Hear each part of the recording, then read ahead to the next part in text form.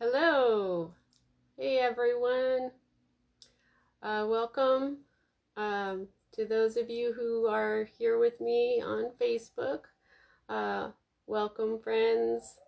I don't respond to comments when I read my book. Today I'm reading chapter 14 of my book Perception, the Two Yet One, book 1.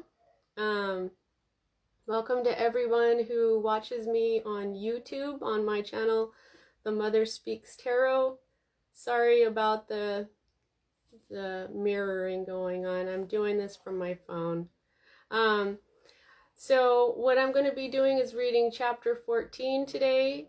And just so you know, when someone is thinking something, in my book it's in italics. Okay, so when you read it, you know that italics is a thought, but because I'm reading it to you, I just will say he thought or she thought after that.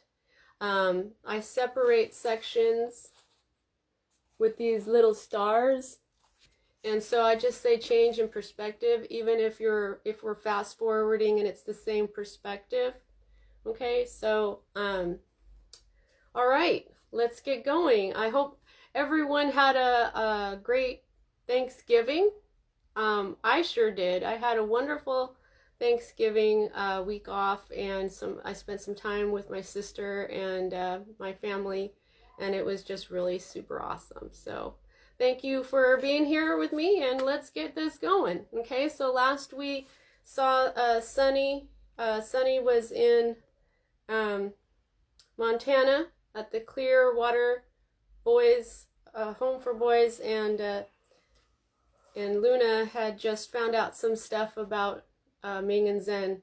So okay, so chapter 14, Neighbors. 1:08 a.m. Saturday, July 30th, 2011, North Highlands, California. Luna had been crying, silently crying, for at least an hour, but there seemed to be no end in sight. Every breath she took to let out the pain only seemed to fan the flames of her complete and utter despair.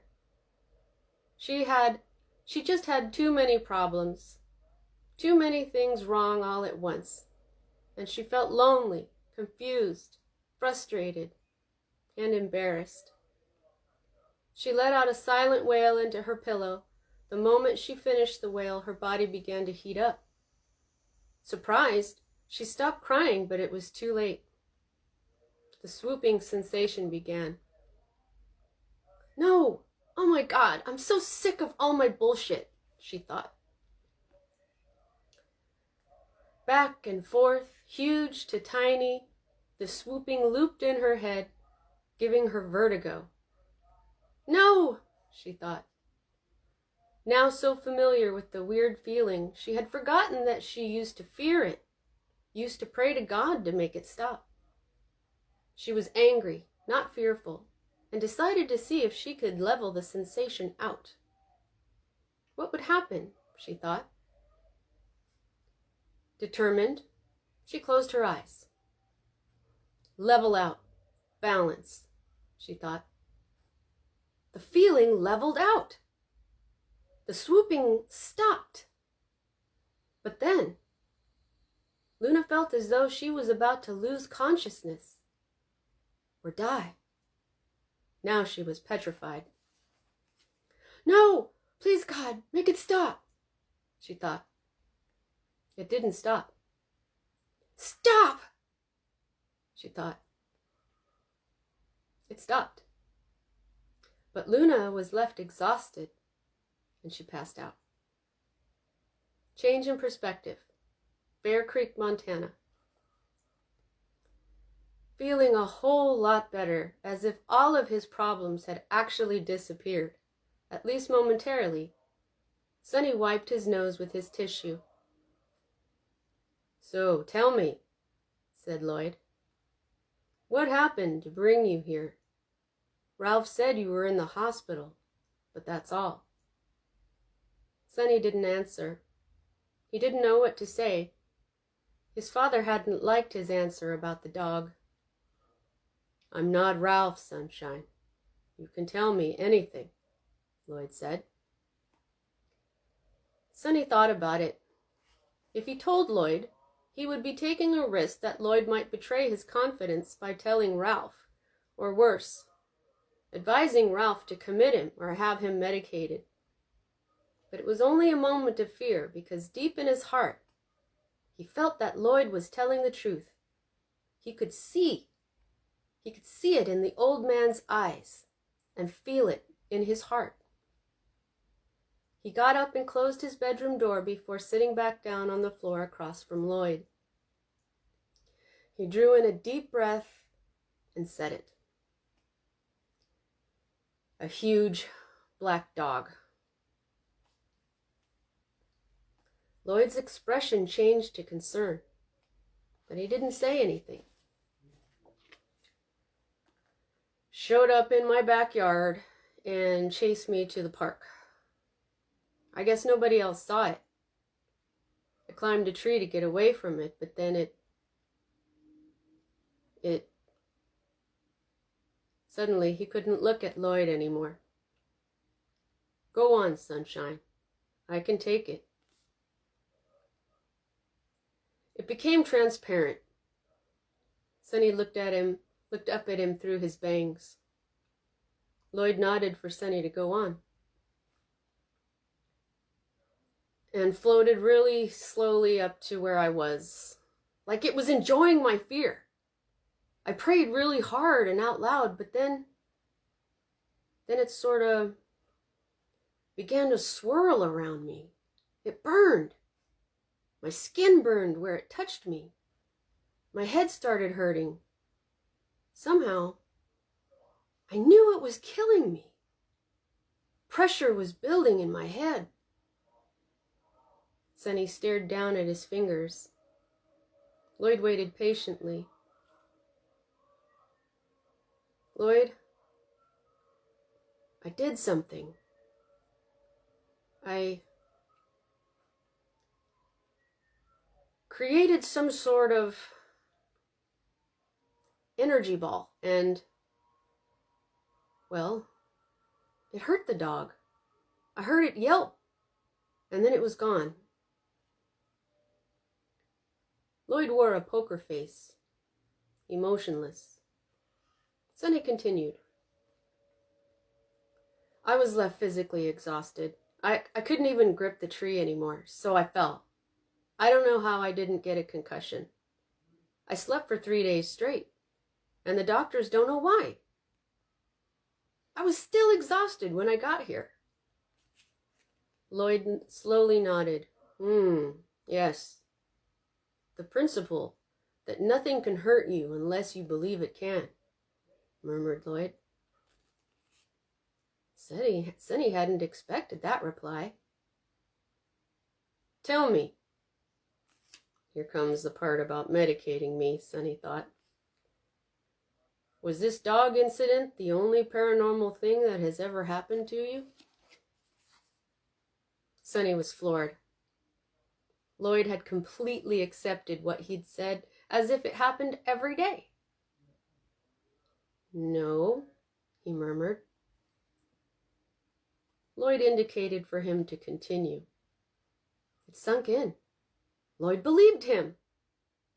A wave of emotion washed over Sonny. Joy, relief, encouragement, as if his life might actually make sense soon. But he recovered quickly, excited to finally tell the whole story. His whole story. Sonny filled Lloyd in on every other weird thing that had ever happened to him. Feeling his mother's spirit and the other spirits and shadows, including Michael, the sun dream and the covers, the bees, Sundance and his developing sixth sense. Replied Lloyd nonchalantly. Tell me, do you ever really want someone to do something, and then they do it? Sonny stroked his chin and thought about it thoroughly. No, I don't think so. Lloyd pursed his lips and nodded. Good. Very good. But now that you know about it, watch for that kind of stuff. It can take you to dark places. And the balancing force some folks call karma, it has no mercy. Have you heard of karma? Yeah? Good. You are curious. Always seek knowledge and challenge authority. Always. But know that knowledge and scholastic pursuits are different. School and books teach others' beliefs as facts. Meditation and contemplation allow for deep understanding, profound wisdom. Get it? Still processing, Sonny nodded.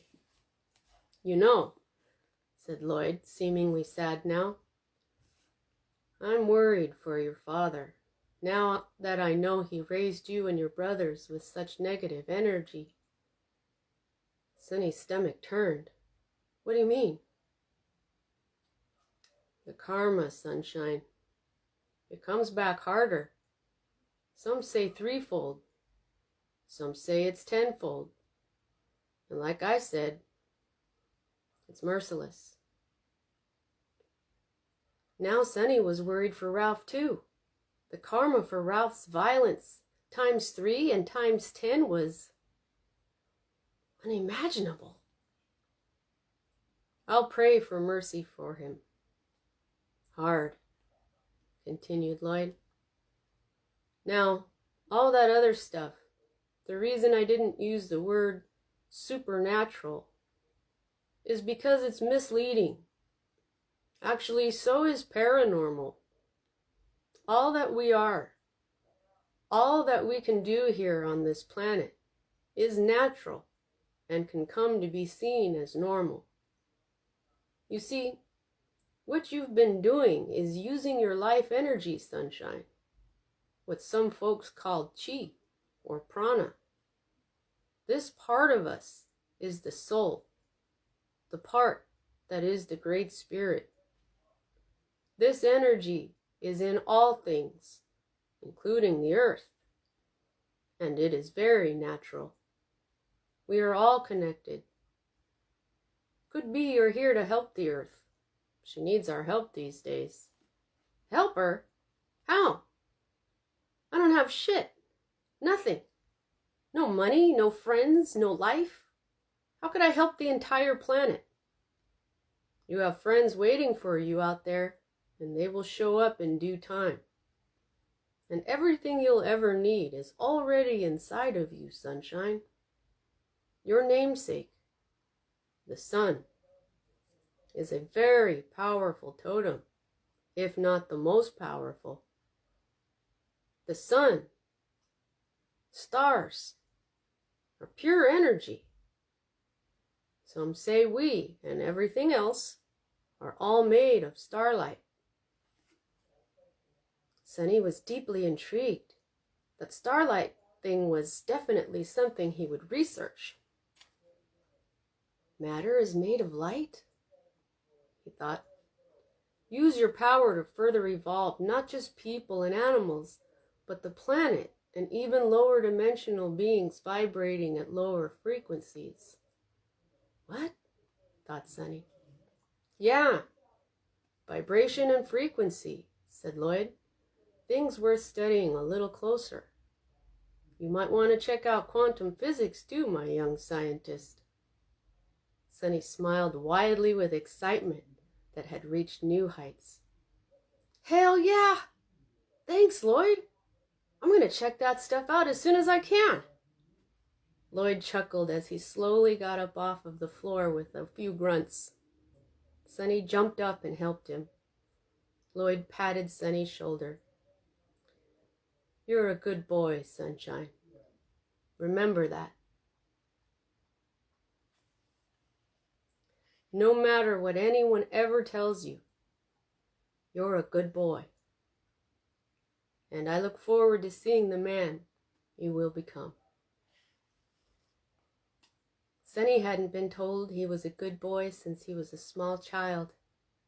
How good it felt took him by surprise, and it meant everything to him. Thanks, Lloyd. That means a lot to me. A lot. My dog. Sonny and Lloyd had several similar talks after that. They discussed life, love, science, philosophy, so many things Sonny had always wished he could talk about with his father and brothers. Through Lloyd, Kitty, and Sue, through this experience at the ranch, he was learning that there was more to life than just his home, that there was more to him than just what his family had given him, and that he didn't have to be exactly like them. Now he spent his time thinking about what he wanted from his life instead of how bad it had been. Through the gentle love and guidance he found at the ranch, fresh hope had found its way to Sonny's heart. Change in perspective. That same night, Wraith Facility, Dublin, Ireland. Murdoch Crowley, Billy Wraith's personal informant, made his way to see his boss. He had just come from a meeting with Bernard Schultz, the Dark Leader's personal informant, and had news and instructions for Billy from the Dark Leader regarding the American teens. With each day, they seemed to become more of a threat to the Dark. The Wraith Guard opened the ancient carved wood door to Billy's office. Crowley found his young boss dressed in black, as usual, in a mesh tank top and cargo shorts. Hot-blooded like the rest of his family, Billy was dressed as though he were living above ground, but slender Crowley shivered and clutched his coat closed in the cold underground facility. He stepped inside and bowed to Billy as the guard closed the door behind him. "Master." "Crowley, what news have you today? More bullshit from our inept leader hiding in his mountain." Crowley glanced around. Whenever Billy expressed his hatred for the Dark Leader, Crowley became nervous. Anyone could be listening, and if reported to the Dark Leader, well, Crowley didn't want to think about that. "Yes, Master. News of the American teenagers and instructions on how to proceed with them." Billy's countenance darkened, making Crowley nervous. Staring intently at Crowley, the young Dark Boss grabbed a half-smoked, extinguished cigar from the ashtray on his desk, leaned back in his chair, and crossed his legs to rest his steel-toed boots on his marble desk. He put the cigar in his mouth to chew on. "What of 'em?" grumbled Billy. "Master, after the Martin girl survived the Men in Black's attack, she and her family fled the country. Because of the diligent investigation as part of the Martins' personal security firm by General Fleischer's great-granddaughter, Gertrude, we have discovered that Jim Martin is retired FBI who has been running from a threat that is, curiously, currently unknown to us. Double Agent Fleischer is working on finding out who these men in black with gold dragon tattoos are, and why they are after the Martin girl. They are suspected of being part of a small, old black magic organization that, surprisingly, hasn't acknowledged our existence. It is rather troubling to our leader that this group of dragon-tattooed men has been around for as long as the Martins claim, without our knowledge of their presence." Billy blinked as if bored, and waved his hand to indicate to Crowley to continue. Crowley knew that Billy was sick and tired of all the SACs he had to deal with, which almost never panned out as a serious threat to the Dark. "Master, the Martin girl and her family then moved into the house directly next door to the Fredricksons." Billy was shocked and alarmed. He sat up straight. "But that's a code red situation." "Yes, Master. We haven't had one of those in," he seemed to think about it, "centuries." "Yes, Master." "Have any of the kids met?" "Yes, Master. The girl and the oldest Fredrickson boy have met." "Fuck," breathed Billy. "And?" "There doesn't seem to be anything between them, friendship or otherwise. She rarely leaves her house, but surprisingly, he has managed to escape our array of detection devices and has disappeared." Disappeared? Repeated Billy as if he couldn't believe it. Yes, master. That ain't possible. Billy's face relaxed.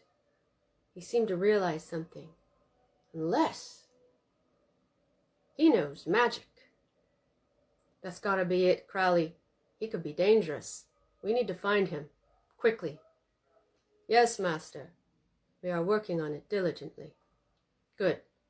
Now, what of the youngest? The youngest disappeared after being released from treatment at the local hospital for exhaustion a few days after the hellhound was sent back to hell. It's him, the youngest. He's the stronger, at least the purer of heart of the two brothers. Yes, master, we also suspect that. But he's completely disappeared as well? Yes, master, and so has the one old Cronus told you about. Billy's mouth gaped, and he stared at Crowley so hard that the messenger felt uncomfortable. But before Crowley could react, Billy did something that Crowley had never, not in all of his years of service, seen Billy do. Billy's eyes welled with tears. Now Crowley's mouth fell open, but before he could inquire as to why Billy was suddenly emotional, Billy slammed his hand on the armrest. Damn it, Crowley! Why do you always tell me about that last? I apologize, master. I sometimes have trouble knowing where to begin in all this. It's become quite complicated. That person, the one the seer Kronos told you about, became friends with the Martin girl, and we now know for certain that that person definitely is people. Billy seemed stunned and then completely disappointed. No, he whispered as one tear threatened to escape his eye. I'm very sorry to report that, master. Billy lowered his head and roughly wiped the tear from his eye. Unnerved by Billy's strange behavior, Crowley steeled himself for punishment. After a moment, Billy lifted his head, his lips pulled together in a tight line. Either the youngest knows magic as well, or his older brother is helping him. Crowley's whole body relaxed. Billy wasn't going to focus on the problem of the one. Yes, master. Well, what did the Dark Leader say about all this? He said that with the unusual circumstances, so many suspected activation candidates so close together, to wait for an optimal strike window, a time when all three are together, at which point we are to hold them until the Dark Leader says otherwise. But if they prove too powerful, to kill them with any means necessary. And if they escape us again, we have a plan. Change in perspective. 2 p.m. Wednesday, August 31st, 2011. In her white shorts and hot pink bra tank, Luna sat out on the front porch of her house, resting her chin on her palm, hot in the relentless summer, bored and lonely. The house to the right of theirs was a vacant rental, and her next-door neighbors with the weight bench were gone just about all of the time. She hadn't seen the creepy one or the shiny black car usually parked in the garage or out front ever since she'd met him.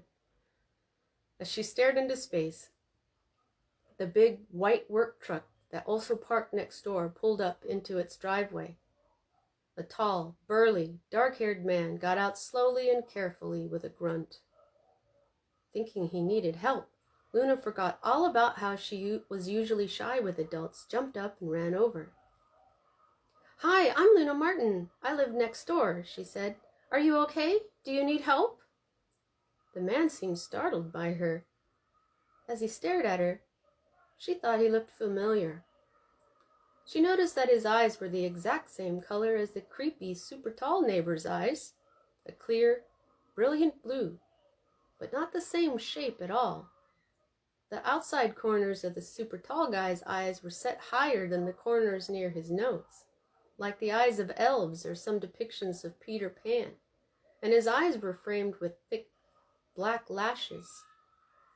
The corner of this neighbor's eyes were level, and his lashes seemed average. His dark hair was graying at the sideburns.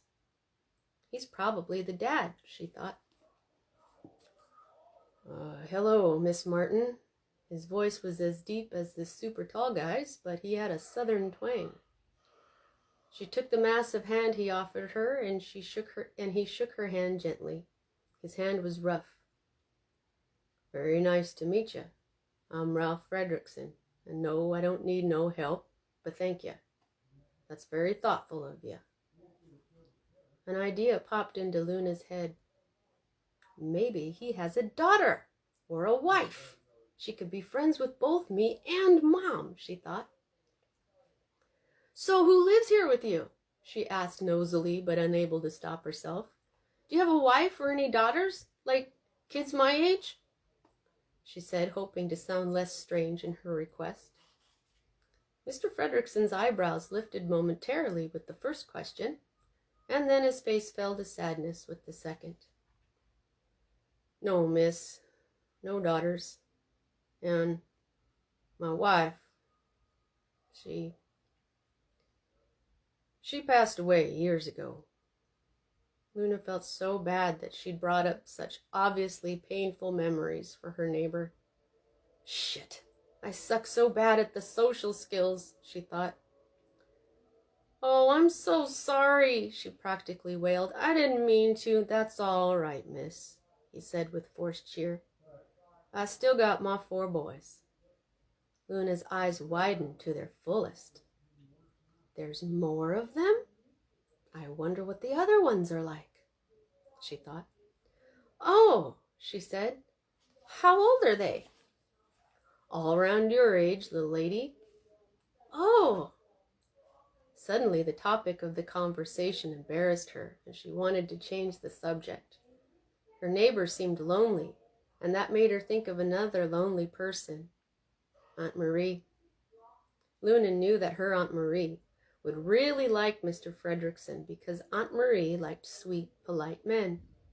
And Mr. Fredrickson was tall, handsome, and muscular to boot. Oh, yes, Aunt Marie would definitely like Mr. Fredrickson a lot. You said your wife passed away a long time ago. If you want, maybe my mom and I could fix you up. Mr. Fredrickson's expression went back to heartbreaking. No. Thank you, dear. What? Why not? Mr. Fredrickson was quiet for a moment. Luna had never seen a man look so sad. That's how Dad would look if Mom died. I shouldn't have asked. I'm such a dork, she thought. Because, Miss Martin, sometimes you love only one person in your whole life. Because no one could ever be like them. Never. They're just too special, one of a kind. That was my Lucy. Oh, Luna murmured. She could almost feel his pain. It was pain she never wanted to feel. To fall in love and then lose that special person, like Romeo and Juliet. She thought of the boy at the beach and how she'd already lost him. Maybe I'm like Mr. Fredrickson. Maybe I'll never love again. Oh, come on, Luna. Geez, why do I always think that? She thought. Well, I better get inside, said Mr. Fredrickson. Got to get off my bad foot. That's why I came home early from work, so... Oh, I'm so sorry, cried Luna. Of course. It was very nice to meet you, Mr. Fredrickson. I'm going to ask my mom and dad if I can invite you and your sons over for dinner someday, okay? I'll make it myself. Mr. Fredrickson smiled. He had a nice smile, but it had a bittersweet quality to it. All right, miss. I'm certain that would be a mighty fine evening that my boys and I'd look forward to. I can't think of anything that would give us more pleasure. I thank you kindly. Change in perspective. 7 p.m. Wednesday, August 31st, 2011. At the ranch, Sonny received a series of texts from Wes during dinner. He excused himself from the table and went into his room to read them. The first said, "Dad said you need to come home now. He told me to pick you up, but I bought you a one-way bus ticket. Don't tell him, or else." Sonny felt his breath catch as he moved on to the next text. "I sent you an email with the confirmation and ticket information. Go online to Greyhound and print it out." They wanted him back. They actually missed him? The last text said, "It leaves tomorrow at 9 p.m. sharp. Obey your supreme overlord. Or be on it or I'll fuck you up." Sonny slowly shook his head. He's such an asshole, he thought. Change in perspective. 8 p.m. Thursday, September 1st, 2011. All packed and ready to go, Sonny grabbed his duffel bag and ticket information and then headed out to the barn to say goodbye to Sundance. He traversed the lawn to the barn, opened the door, and then flicked on the lights. His eyes went right to Sundance's stall. Sundance was already whooshing his nose and stamping his foot, excited to see Sonny. He walked over to Sundance to pet his soft muzzle. The other horses were quiet in their stalls, creating an atmosphere that made it easy to reflect. And Sonny began thinking about his summer at the ranch and all the time he had spent with Sundance. It had been great, wonderful even. But it was over. Just a moment. Cold makes my nose run.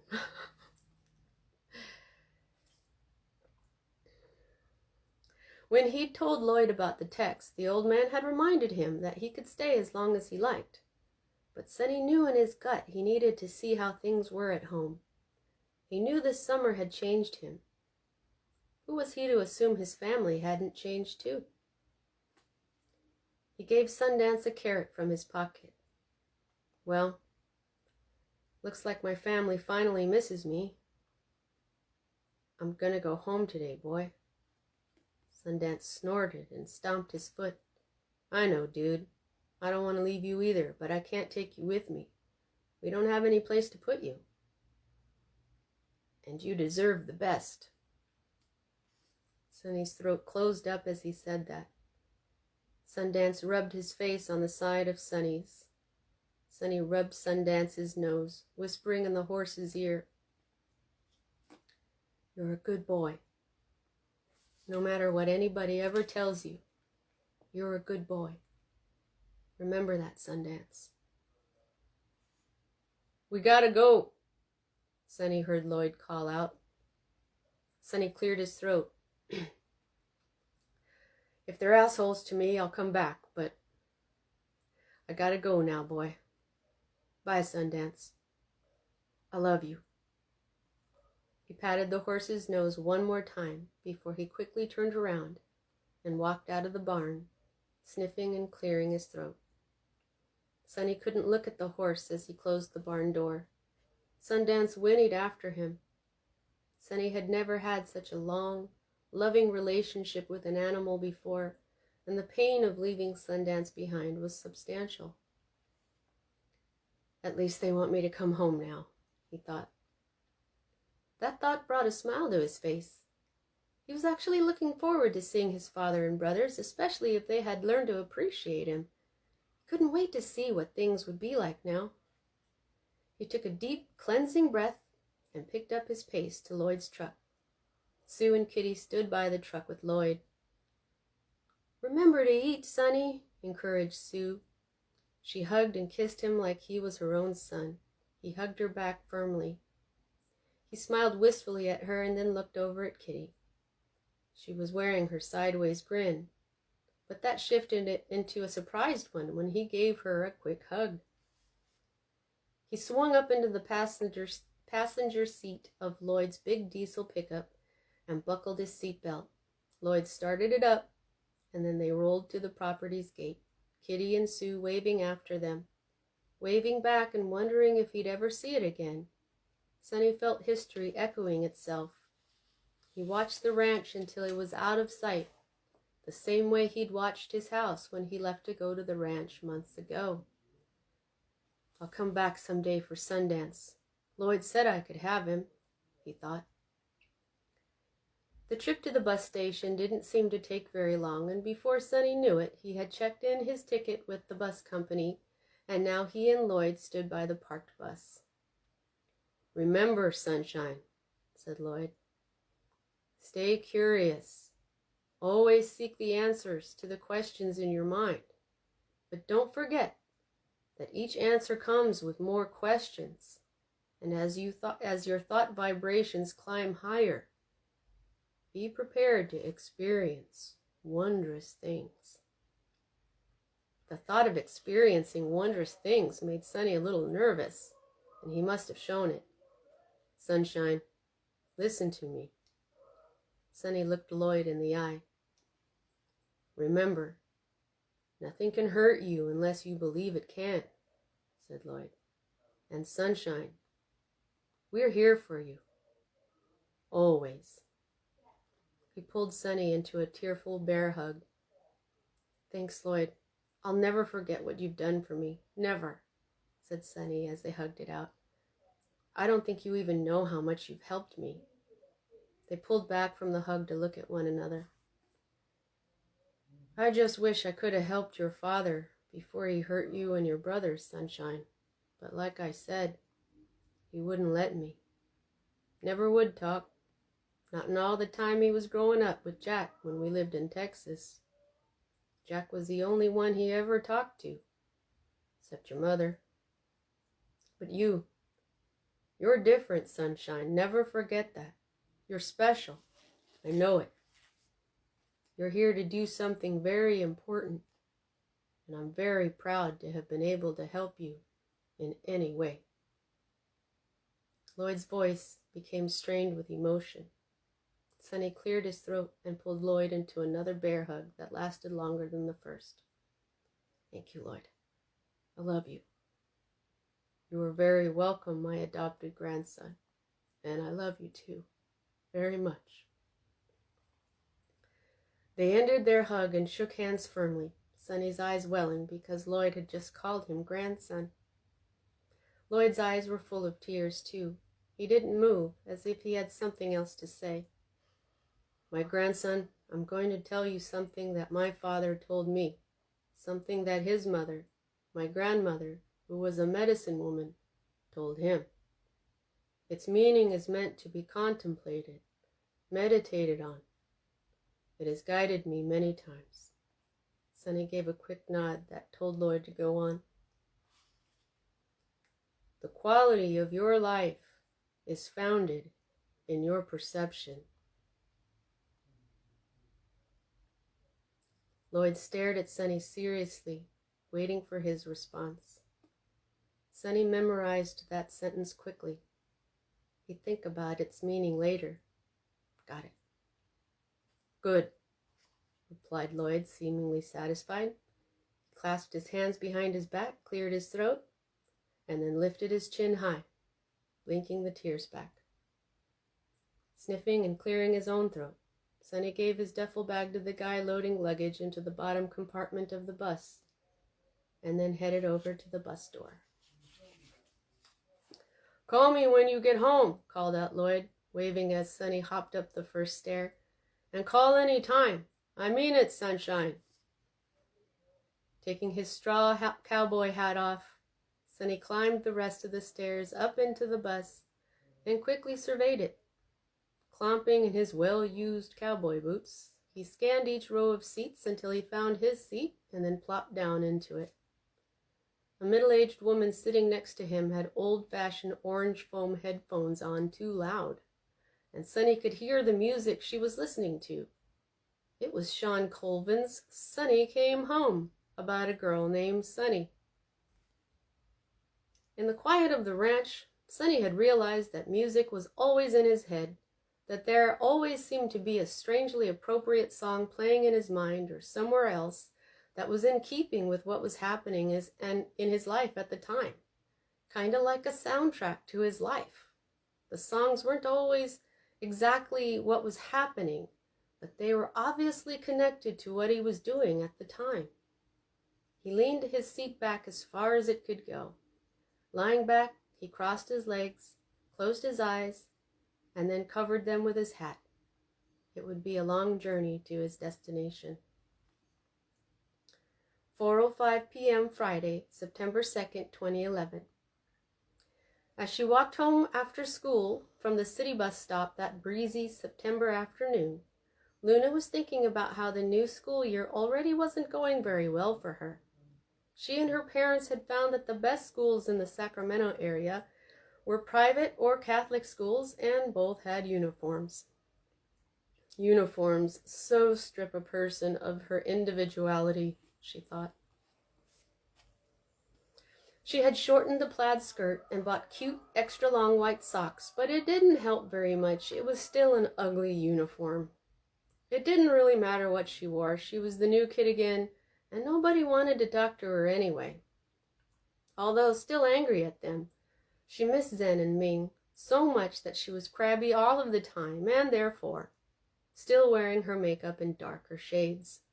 Not quite goth, but dark enough to display her pain. Her parents had given her a new cell phone and tablet, but that didn't help her right now.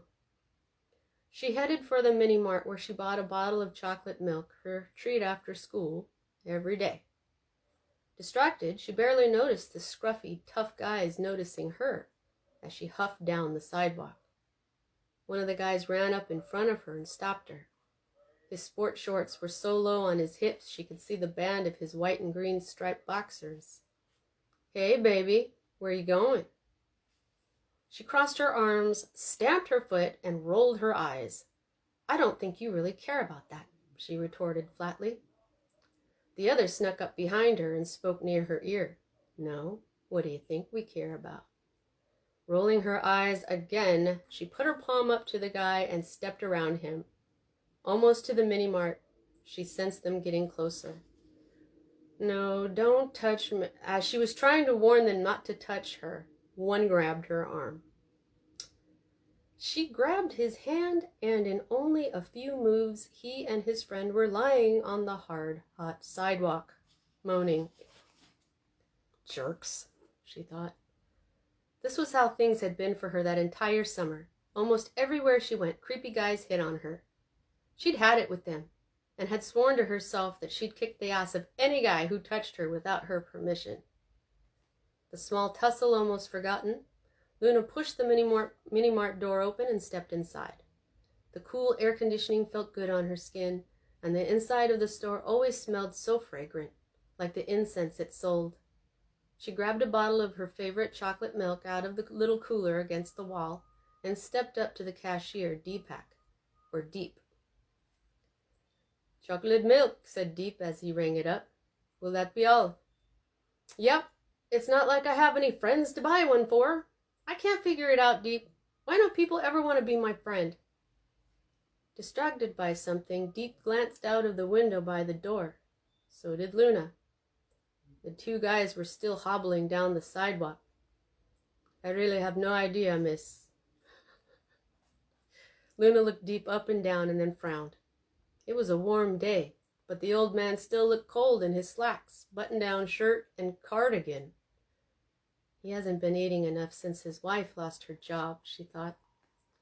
"You're a little too slender, Deep. At your age, you should have a few more pounds of body fat on you. If something kept you from eating for a few days, that body fat would sustain you through it. You should try to eat more. Doctor's orders." Deepak laughed pleasantly. "I'll ask my wife to fatten me up with the money from her new job." "Good," Luna beamed. "You do that." "See you later, Deep." "Later, Miss Luna." Outside in the hot sun, Luna slammed her chocolate milk, threw the bottle away in the outdoor trash receptacle, and resumed her gait to her house.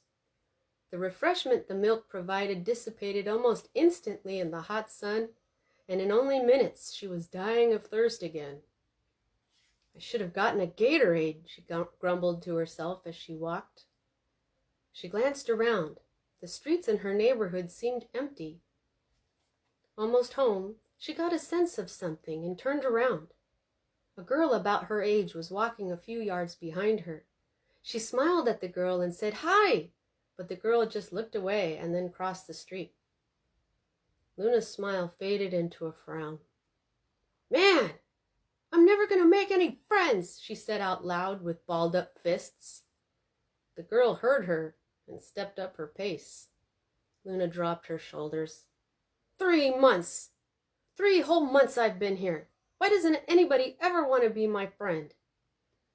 She stopped, thought for a moment, and then squeezed her eyes and fist closed. "Maybe because I'm walking down the street talking to myself like a freaking crazy person." She hissed the last 3 words as one. Change in perspective. 4:11 p.m. Friday, September 2nd, 2011. The bus ride home from the ranch took what seemed like forever. In actuality, it was slightly shorter than forever, approximately 18 exhausting hours. Once in Sacramento, Sonny took the light rail and then the city bus to his neighborhood. Still in his cowboy hat and boots, he figured his outfit was why he was getting weird looks from some of his neighbors as he approached his house. Only Brad's blue '68 Camaro was parked out front. The house looked exactly the same, but everything felt different. He took a deep breath, climbed the porch steps, unlocked the front door, and then walked inside the darkened house. "Anybody home?" he called out as he closed the door. No one answered. "Guess they didn't miss me as much as I thought," he thought. He took his hat off and glanced around the living room, slack-jawed with surprise. The house was cleanish. Things had been picked up off the floor and organized a little better. That was surprising because no one ever cleaned the house. Only Wes cleaned his room on a weekly basis. Weirdly comforted that there was still a layer of dust on everything, he slowly moved around the room, checking everything out. Changed in perspective. Luna arrived at her empty house. Gertrude's report on Ming and Zen had calmed her parents considerably, and they had relaxed their rule about Luna never being alone. That morning, they had told her that they would be grocery shopping by the time she got home from school. She unlocked the front door, pushed it open, and threw her backpack on the foyer floor in disgust. Her mouth was as dry as dust. She stepped into the kitchen and opened the fridge. There was no juice, iced tea, or anything hydrating inside. Disgusted again, she threw the fridge door shut and then went over the sliding glass door to check out the yard. The pool looked inviting. She slid open the door, stepped outside, and closed it behind her. She noticed the lemon tree in the corner of her yard. They hadn't really been watering it, but there were at least 3 lemons hanging on it that looked okay. "Yay! I can make lemonade! And it'll actually be good because those are fresh lemons," she thought. The sparkling of the pool caught her eye. But first, she headed over to the pool, planning to dip her feet in. Change in perspective. Everything seemed the same, but slightly off in the rest of Sonny's house, too. There were a couple new posters of naked girls in Brad's room and a new girlfriend's picture in Curtis's picture frame on his nightstand. Wes's room looked neat, but had a layer of dust on everything as if he hadn't been home in a few days, and there was nothing on the floor of Ralph's room. Not even the whiskey bottles that usually littered it. Sonny opened his bedroom door and took a step inside. Everything was exactly the same as he'd left it, but a thin layer of dust, a little thicker than the one in Wes's room, covered everything. His closet door was open, and he could see the old patch on the closet wall, where crackers had chewed the drywall. The memories of that day flooded his mind, and he stood staring into space for a few moments. Home isn't supposed to be like that, he thought. The old familiar frown he always used to wear before he went to the ranch found its way onto his face, pissing him off and shaping the frown further. Dumping his duffel bag on his bed, he turned around to head into the kitchen. As usual, the kitchen was a mess. Dirty dishes, pots and pans in the sink, crumbs and dried food on the counters, and stale donuts with bites taken out of them sat in a pink box on the kitchen table that was covered in mail, plastic shopping bags, and receipts. Maybe someone was out in the boxing ring?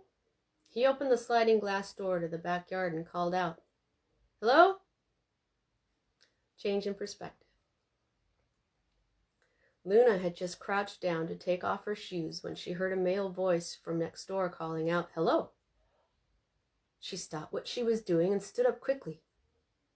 The voice was deep but young. It wasn't the creepy guy she'd met or Mr. Fredrickson. "Hello?" she called out. "Hello? I said hello!" Change in perspective. Sonny realized the voice had come from the next-door neighbor's yard, the house with the built-in pool. Someone must have moved in while he was away, and it was obviously a girl. Annoyance crossed his face, and he groaned. "I don't have the energy for this right now," he thought. He moseyed over to the fence, bent over a little, and peeked through the knothole. A big green eye blinked at him. He jumped. "Ooh, sorry. Didn't mean to startle you," said the girl. Change in perspective. Luna narrowed her eyes and moved her head to try to get a better look at the guy on the other side of the fence. Momentarily, she'd seen a bright eye and a bit of blonde hair through the knothole, but now all she could see of him through the thin slats in the fence was how tall he was.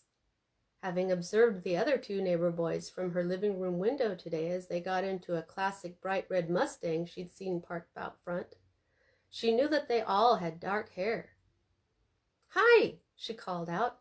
"I moved in about 3 months ago. I met your dad the other day. He's nice." Change in perspective. Nice, thought Sonny. "I met one of your brothers one day, too. He was..." The girl trailed off. "Why haven't I ever seen you before? Where have you been?" Sonny was caught off guard by the girl's need for an explanation. The girl giggled. Her giggle shocked Sonny. It was like a wave of energy that gave him goosebumps over his entire body, the way his mother's laugh used to. He'd forgotten all about that. He was still thinking about what her laugh had just done to him when the girl spoke again. "Why don't I come over and we can get to know each other?" Wes could be home any minute, and he would try to seduce her to add to his collection of adoring women. "No," Sonny spat out. "You can't come over here. My dad doesn't like company." Change in perspective. Luna was slightly taken aback by the guy's answer. It couldn't be true. Mr. Fredrickson was super nice. But Luna wasn't deterred in the slightest. "Oh, no, you don't. I'm going to make a friend, and it's going to be today," she thought. She shoved her hands onto her hips. "Then you come over here. I'll unlock the gate and go make a pitcher of lemonade for us. I'll be back out on the patio in a minute or so. Just come on over." Change in perspective. The girl ran into her house and closed the sliding glass door before Sonny could formulate words of protest. He closed his gaping mouth. "Wait, what? What just happened?" he thought. "Man, this day," he grumbled. With a sigh, he went back into the house. About to meet a girl, he went into the bathroom and checked himself out in the mirror. He looked like a sweaty, dusty cowboy. "Ah, fuck, I bet I smell too," he thought. He jumped in the shower and took the quickest 5-minute shower in his life, and then fairly flew into his room to dress. Hurriedly, he unpacked his bag, leaving a mess of clothes, supplies, and bus ticket information all over his bed. He found some faded but clean blue jeans and his old black Ride the Lightning Metallica t-shirt at the bottom of the bag and put them on with his kicks. Back into the bathroom, he checked his reflection in the mirror again. His hair had grown out a few inches. It was shaggy and, apparently, slightly wavy, but he liked it. It reminded him of his mother's. I'm not going to let Dad make me cut it, he thought. He leaned close to the mirror. He found no zits on his nose, no food in his teeth, and no boogers in or around his nose. His bright blonde beard had grown out and was quite epic, very King Leonidas, but it was stifling. Quickly he brushed his teeth and wet hair, and then trimmed and shaped his mustache, sideburns, and goatee. He patted a little of his expensive aftershave lotion on his face and then thought for a moment. Quickly he reached under his clothes, dabbed a bit of the lotion on his crotch, and then leaned forward toward the mirror to make a final inspection. Good, good, and good. Okay, here we go.